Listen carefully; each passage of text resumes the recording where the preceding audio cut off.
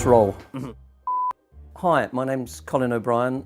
I've been taking pictures mostly in London for the last 65 years. In fact, we're just about to launch a book called 65, which is 65 years, and amazingly it contains 65 images. I don't think I ever wanted to become a photographer, really. I just drifted into it.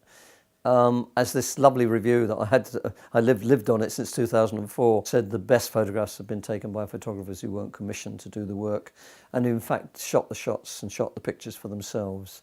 And I think that's what I did. I went out and did my pictures for myself.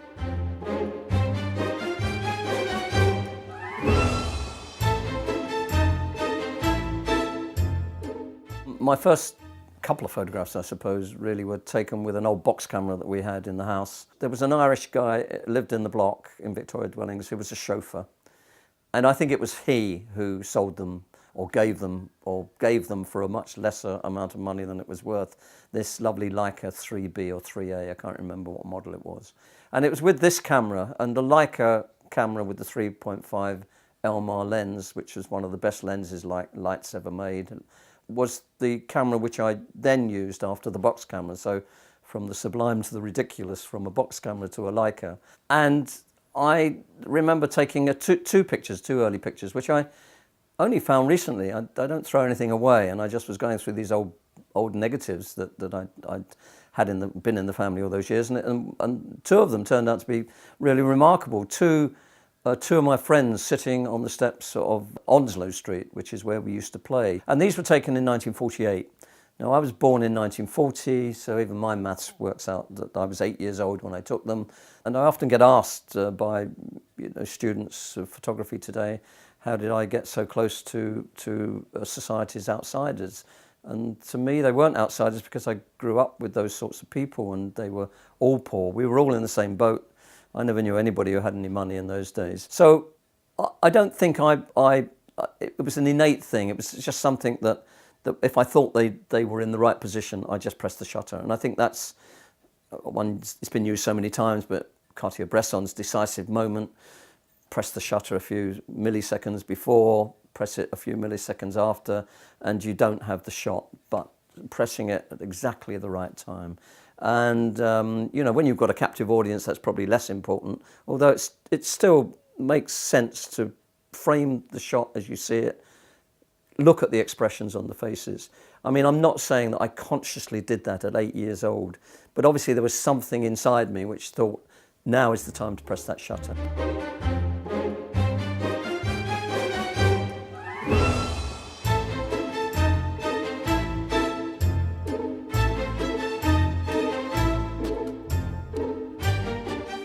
This is the corner where I took the picture of mine called Comings and Goings. I think I was stood sort of more or less in the middle of the street there, about to get run over. Not so much traffic on the market days. But the picture just was amazing because somebody looked at it a few years back and said it could have been taken in downtown Cuba.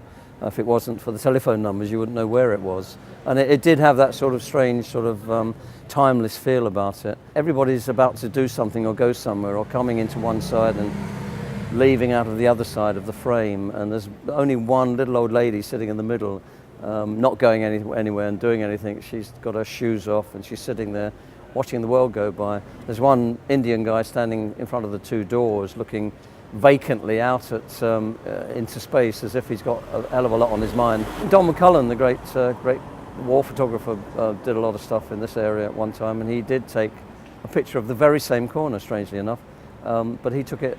He was much further away. The shot he took was more of a long shot. But I was just really trying to frame the people in the shot, and just managed to get half a person one side and half a person the other, and all this stuff happening in the middle. It was an amazing picture. It's just the one shot as I walked past, and I didn't know how it had come out, obviously, until I developed it, and it's become one of my favourite sort of shots of the Brick Lane area.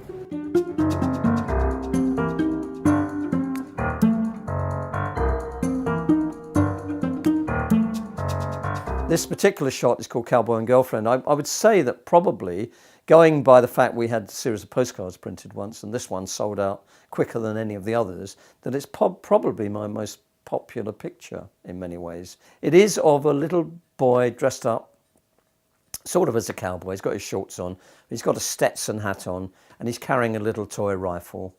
And he has his arm around a little girl who is wearing a little cotton dress and little white socks. And she's crying because she's holding her hand up across her face like that. I had a great review from a woman called Joanna Pittman when I had an exhibition at the Oxo Tower. And she sort of implied what things might have led to this girl crying. The observation was that maybe they were attacked around the corner by some Sioux Indians who jumped them, you know, in an ambush, and they just managed to escape. And he was putting his arm around the girl because she was frightened and scared. Or it could have been that he slapped her and he was trying to make up for it before they got home. Maybe her mum and dad would have told him off or whatever. There's another picture very much in that mould. Is I took at Chinese New Year. It's a girl with a balloon, and again, it was a one-off shot. Very difficult to take pictures in crowded areas like that, like Maggie Thatcher's funeral, Winston Churchill's funeral. You know, you need to I just stood up on a ventilation shaft and stood there, and I saw this balloon coming out of the corner of my eye, and I took the picture, and it was a one-off shot. And I think 20 years later, the man in the picture, who was her uncle, came rushing up to me and saying, "That's my niece. You took that picture all those years ago." I said, "Well, where is she?" And he said, "She works close to here. She's training to be a dentist. I'll send her in tomorrow." So she came in, and I took a picture of her standing next to the picture that I'd taken of her 20 years previously. And it's a wonderful feeling when you do that. I gave her a book, I gave her a print, and I haven't seen her for a long time, but she was so excited to see herself after all those years. I have my recollections of the war. Born in 40, so I was 5 years old when it finished. I think when my dad came home, I cried because I didn't know who he was because he'd been away all that time. When we were moved out of Victoria Dwellings, and my parents were offered a place in a block of flats just off of Rosebery Avenue called Michael Cliff House. When there were these great storms, it was something that I always try to photograph, and it's quite a difficult thing to photograph a storm. I mean, most people think you press the shutter and you just happen to catch that bolt of lightning. Well, it doesn't work like that. So I just caught that. I had a series of pictures where the lightning was a long way from St Paul's, and then it went past St Paul's, and then suddenly this one bolt came down, and I'd opened the shutter for 2 seconds, I think, and it caught this great flash of lightning. And it's because St Paul's is such a symbolic building, one of the nicest buildings in London, I think. It's a beautiful piece of architecture. And it's just become an iconic shot.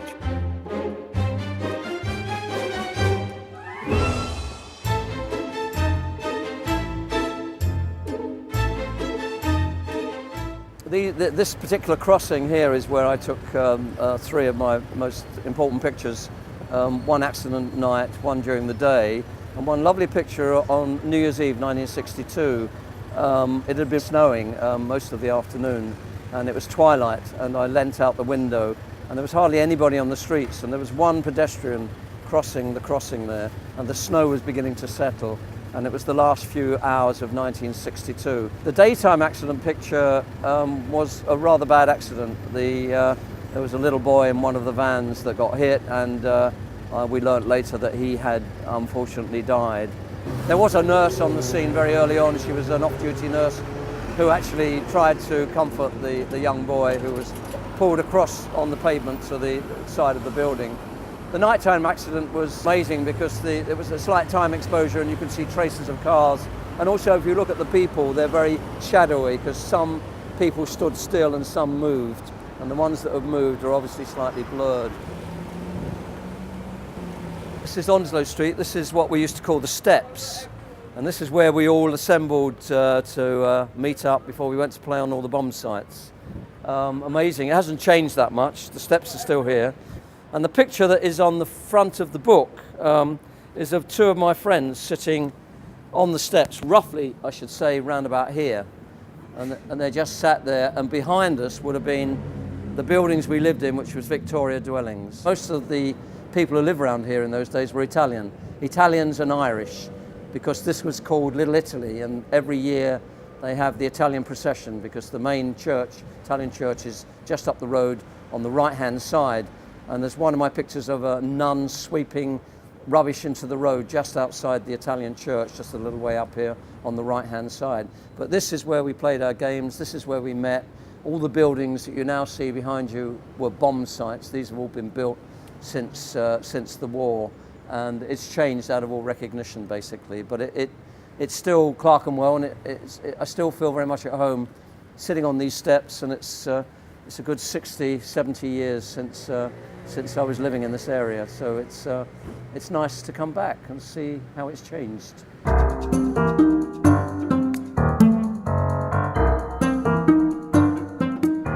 I still print my own black and white pictures, and I find that's a very creative part of the whole process. There's so much you can do with the pictures in the darkroom. I chose black and white initially because A, I like it, B, I was brought up with it, but mainly it was because I controlled the whole process from beginning to end. And in the early days, I was very, very poor. I didn't have any money, so I bought cheap black and white film. And I could control everything from the taking of the photograph to the developing of the negative, to the printing of the prints, retouching the prints afterwards and getting them framed and hung in exhibitions and things like that. And it was me who did all that. For me, it was seeing the picture, composing the picture. Not very rarely do I crop my pictures. As I compose them in the viewfinder is as I print them. I print the whole frame of the 35mm negative. It's that compositional effect that I think I'm pretty good at. Seeing everything as it slots into place. And if you've got very little time, your brain is racing, you know, your eyes are looking around, you're wondering if you could move them a little to the right, you've got a better background, you haven't got something messy in the foreground, you haven't got something close that's going to be out of focus, you're weighing up, it's like a computer, and you're weighing up all these pros and cons, and suddenly you press the shutter and you hope that you've got the shot. It's important, that, and I think it's an art that most photographers don't have nowadays. They just shoot on digital, they shoot anything, they shoot too much. You know, we're bombarded by information. The visual images are hitting us all the time. You'd think that everybody could go out and be a great photographer. But the great photographers are the ones that can pick out from that massive information, can just isolate something for a moment, for a second. That's the trick, isolating something that makes a wonderful composition, that has something to say.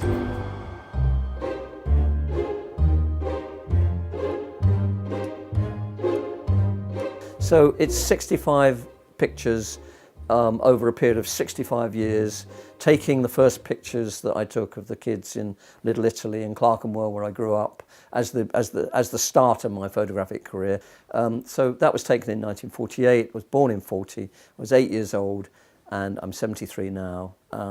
And so we thought 65 was a nice round number. We don't need to give it a name. We just call it 65. It'll be a book of 65 photographs taken over a period of 65 years, and that's how we decided we'd go ahead. Yeah, the black and white collection is good. It's brilliant. It's great. It's glad I've done it. It's there, but you know, I'm like Miles Davis, the great jazz trumpeter. He moved on. He never sat still. He did new things. He moved on. He did different things. So I can still take black and white. I can still do period pieces. Seeing that black and white image come up in the developing dish is just such a stunningly exciting moment for me. And seeing that, so a 2016 print, done by me, taken by me, developed by me, and printed by me, and manipulated as I print it, holding things back, using different filters for the different papers. That is what makes it exciting, and I don't think I'll ever get tired of seeing that image coming up in the developing tray. Once that stops exciting me, then I know it's time to hang my cameras up. When I haven't got a camera, which is rare, I still am pleased to have seen the image that I would have taken. In my own mind, I know it would have been a good picture.